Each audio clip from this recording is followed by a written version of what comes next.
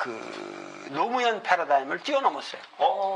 완전히 이 사람은 노무현하고 내가 얘기할 적에는 뛰어넘었어요. 그러니까 우리가 알아야 될 거는 문재인은 절대 그 노무현 패러다임의 사람이 아니다는 거예요. 이거를 왜 그 사람이 노무현에 대한 그런 거 하냐면 인간적인 의리 때문에 그리고 당내에 그 평생을 같이 살아왔으니까 그래서 당내에 또 노무현에 대한 그 애틋한 마음을 가지고 있는 사람이 많이 있으니까 그런 거 저런 거 다 어울리려면 괜히 뭐 각을 세울 필요도 없고 노무현을 자기가 뭐 부정할 필요도 없는 거 아니에요. 그러나 이미 그 사람의 생각의 틀은 노무현 틀이 아니에요. 이거 대단히 중요한 말씀이에요. 왜냐하면 이게 지금 다른 분도 아니고 도울 선생님이 기존의 한계로 거론되던 문재인의 노무현 패러다임 넘어섰다라고 말씀하시면 좀 더 구체적으로 말씀을 해주셨으면 하는 생각이 구체적인 거는 우선 뭐냐면 노무현은 그 미국과의 관계에서도 처음에 자기가 사진 찍으러 가지 않겠다. 그럼 미국에 내가 굴종적인 모습을 보이지 않겠다라고 그랬는데 그것을 실천을 못했거든요. 그런데 이런 문제에 있어 문재인은 확고합니다. 나는 미국 중심으로 정치를 할 생각 없다. 이거 되게 중요한 말씀인데요. 사실 노무현 대통령께서 나는 미국에 한 번도 안 가봤고 뭐 그렇게 사실 그 미선희 호순이 그 어떤 그 바람으로 득표를 많이 했거든요. 그래서 많이 그 어떤 그 미국과의 관계, 중국과의 관계 많이 개선될 거라고 생각했는데 미국 가시자마자 이 미국 때문에 우리가 민주화가 되고 가져가시는데 아유 땡큐 베리 마치 이렇게 하시는 바람에 실망을 좀 했었는데 그 실망감이 결국은 참 우리 진보 진영의 최대의 비극이었죠. 그 이라크도 막 보내시고 그래서 그 이라크 파병할 쪽에도 우리가 따낼 수 있는 것들이 너무 중요한 게 많았거든요. 그럼요. 개성공단 문제라든가 뭐 평화협정이라든가 휴전선 내에서 우리 군이 주도권을 잡는 문제라든가 여러 가지를 얼마든지 우리가 그 바게인으로 내걸 수 있는 상황이었는데 그 따는 게 없었어요. 따는 게 없었죠. 실제로 우리가 베트남 파병하면서 많은 반대가 있긴 했지만 박정희 정권이 브라운 각서라는 것도 체결하고 경제적인 실리를 많이 취했어요. 그리고 더구나 그 시대에 독자적 작전국가까지 획득했거든요. 거기에 비하면 노무현 정부의 대미 외교는 상당히 실망스러웠는데 여하튼 문재인 후보 같은 경우는 넘어섰다. 아니, 미국과의 관계에서. 미국과의 관계뿐만 아니라 미국에 대한 충성을 할 필요도 없고 어떻게 하면은 중국과 소련과 북한 그리고 일본 이 여기에서 아주 구체적으로 나는 등거리 외교를 실현하겠다라는 아주 확고한 결의가 있어요. 진짜요? 내가 얘기해본 아주 깊게 얘기를 해봤는데 그거는 있고 그 다음에 둘째로는 뭐냐면 남북 문제를 최우선시하겠다. 그래서 그 취임하자마자 나는 남들이 뭐라 그러든 남북 문제를 먼저 밀어서 왜냐하면 노무현이 말만 그렇게 하고 남북 문제를 최후로 마지막에 했잖아. 그런 것이 노무현 5년을 이게 허사로 만든 거거든요. 먼저 그거를 앞에서 했으라면은 이게 모든 게 달라졌거든요. 그러니까 그때 그 당선될지 몰랐다고 그랬어요. 운명이라는 책에 나오잖아요. 그러니까 당선될지 몰라서 준비를 못한 거야. 그래서 이 사람 보면은 그거를 바꿔야 된다. 제일 먼저 갖고 와가지고 거기서 이니셔티브를 잡아야만 이 5년 동안의 모든 정책이 일사불란하게 갈 수 있다. 저는 이거를 마음속에서 확고하게 반성하고 있습니다. 그러니까 그거는 확실해요. 그리고 저 같은 경우는 사실 참여정부 때 삼성을 위주로 한 재벌들의 이른바 그 독재, 자본 독재에 대해서 거론을 하다가 저 형도 먹고 그랬잖아요. 지령도. 근데 그 과정에서 사실 청와대에서 상당히 좀 반대하고 압박을 한 경우가 있거든요. 그래서 그것 때문에 문재인 후보가 참 여러모로 훌륭하신 분인데 혹시 삼성을 위주로 한 재벌 개혁에 대해서는 어떠실까? 사실 이거 많이 궁금하거든요. 저도 궁금해요. 이 사람은 재벌 규제에 관해서도 재벌이 과도하게 이런 중소기업이라든가 이런 것에 를 이렇게 완전히 묵살시키고 독주하는 이러한 모든 현상을 확고하게 제재하겠다는 아주 결의가 있어요. 삼성도? 그래서 삼성뿐만 아니라 모든 그 기업이 우리 그 복지국가형의 실현을 위해서 이제는 기업들이 희생해야 된다 하는 생각이 확고하게 있어요. 그건 내가 아주 보장합니다. 야! 맹자는 본인이 뭐라고 그랬냐면은 역사를 쭉 그 사람은 훑어요. 연임금, 승림금으로부터 쭉 해서 항상 위대한 성군이 날 적에는 항상 그 성군을 만드는 위대한 신하가 있었다. 그리고 위대한 성군의 특징은 바로 그 위대한 참모를 알아보는 그 인한 마음이었다. 그러니까는 항상 여기도 이제 내 책에 여기 제일 처음에도 그 율곡 선생이 쓴 동호문답의 그 대화가 여기 쭉 나오고 있어요. 그래서 여기 밑에 닭이 지렁이 하나를 가지고 요거 이렇게 자부댕이 변상벽에 닭그림 속에 있는 거라고.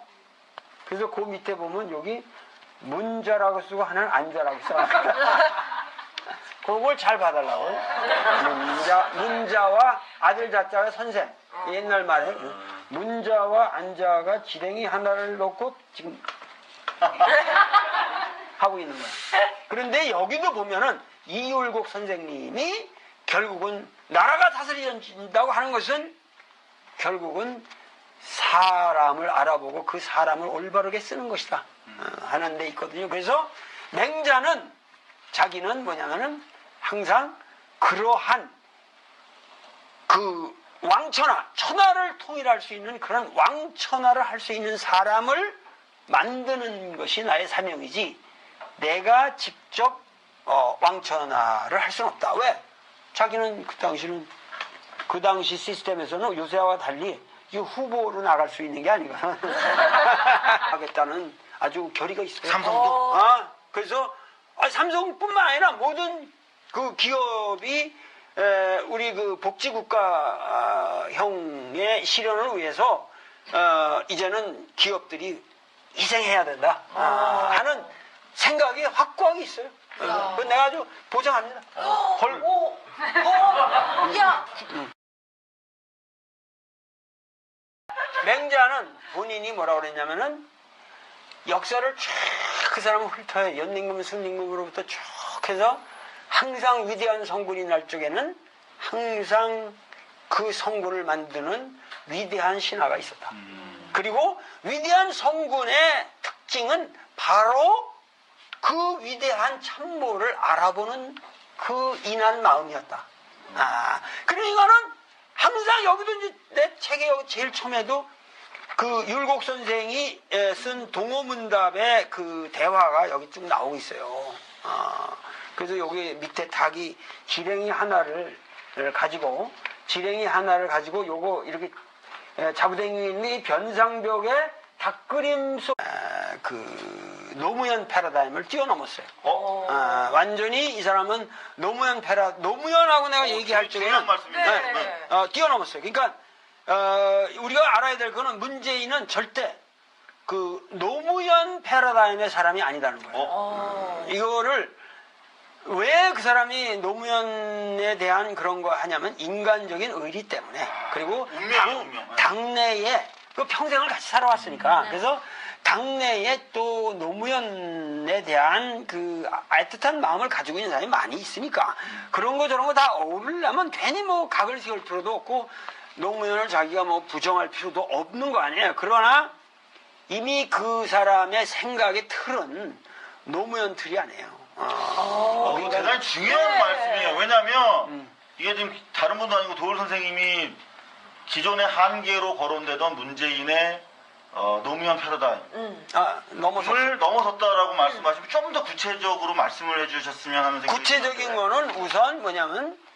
노무현은 그 미국과의 관계에서도 처음에 자기가 사진 찍으러 가지 않겠다. 네. 그럼 미국에 내가 굴종적인 모습을 보이지 않겠다. 브라운 각서라는 것도 체결하고 경제적인 진리를 많이 취했어요. 그리고 더구나 그 시대에 독자적 작전국가까지 획득했거든요. 거기에 비하면 노무현 정부의 대미 외교는 상당히 실망스러웠는데 여하튼 문재인 후보 같은 경우는 넘어섰다. 아니, 미국과의 관계에서. 미국과의 관계뿐만 아니라 미국에 대한 충성을 할 필요도 없고 어떻게 하면은 중국과 소련과 북한 그리고 일본 여기에서 아주 구체적으로 나는 등거리 외교를 실현하겠다라는 아주 확고한 결의가 있어요. 진짜요? 내가 아주 깊게 얘기를 해봤는데 그거는 있고 그 다음에 둘째로는 뭐냐면 남북 문제를 최우선시하겠다. 그래서 그 취임하자마자 나는 남들이 뭐라 그러든 남북 문제를 먼저 밀어서 왜냐하면 노무현이 말만 그렇게 하고 남북 문제를 최후로 마지막에 했잖아. 그런 것이 노무현 5년을 이게 허사로 만든 거거든요. 먼저 그거를 앞에서 했으라면은 이게 모든 게 달라졌거든요. 그러니까 그때 그 당선될지 몰랐다고 그랬어요. 라고 그랬는데 그것을 실천을 못했거든요. 그런데 이런 문제에서 문재인은 확고합니다. 나는 미국 중심으로 정치를 할 생각 없다. 이거 되게 중요한 말씀인데요. 사실 노무현 대통령께서 나는 미국에 한 번도 안 가봤고 뭐 그렇게 사실 그 미선이 호순이 그 어떤 바람으로 득표를 많이 했거든요. 그래서 많이 그 어떤 그 미국과의 관계, 중국과의 관계 많이 개선될 거라고 생각했는데 미국 가시자마자 이 미국 때문에 우리가 민주화가 되고 민주화가 되고 아유 땡큐 베리 마치 이렇게 하시는 바람에 실망을 좀 했었는데 그 실망감이 결국은 참 우리 진보 진영의 최대의 비극이었죠. 그 이라크도 막 보내시고 그래서 그 이라크 파병할 적에도 우리가 따낼 수 있는 것들이 너무 중요한 게 많았거든요. 그럼요. 개성공단 문제라든가 뭐 평화협정이라든가 휴전선 내에서 우리 군이 주도권을 잡는 문제라든가 여러 가지를 얼마든지 우리가 그 바게인으로 내걸 수 있는 상황이었는데 그렇죠. 그 따는 게 없었어요. 따는 게 없었죠. 실제로 우리가 베트남 파병하면서 많은 반대가 있긴 했지만 박정희 정권이 불었다. 운명이라는 책이 나오잖아요. 그러니까 당선될 줄 몰라서 준비를 못한 거야. 그래서 이 사람 보면은 그걸 바꿔야 된다. 제일 먼저 갖고 와가지고 거기서 이니셔티브를 잡아야만 이 5년 동안의 모든 정책이 일사불란하게 갈 수 있다. 준비가 저는 됐네. 이거를 마음속에서 확고하게 반성하고 있습니다. 그러니까 그거는 확실해요. 그리고 저 같은 경우는 사실 참여정부 때 삼성을 위주로 한 재벌들의 이른바 그 독재, 자본 독재에 대해서 거론을 하다가 저 형도 먹고 그랬잖아요. 17형도. 근데 그 과정에서 사실 청와대에서 상당히 좀 반대하고 압박을 한 경우가 있거든요. 그래서 그것 때문에 문재인 후보가 참 여러모로 훌륭하신 분인데 혹시 삼성을 위주로 한 재벌 개혁에 대해서는 어떠실까? 사실 이거 많이 궁금하거든요. 저도 궁금해요. 이 사람은 재벌 규제에 관해서도 재벌이 과도하게 이런 중소기업이라든가 이런 것에를 이렇게 완전히 묵살시키고 독주하는 이러한 모든 현상을 확고하게 제지합니다.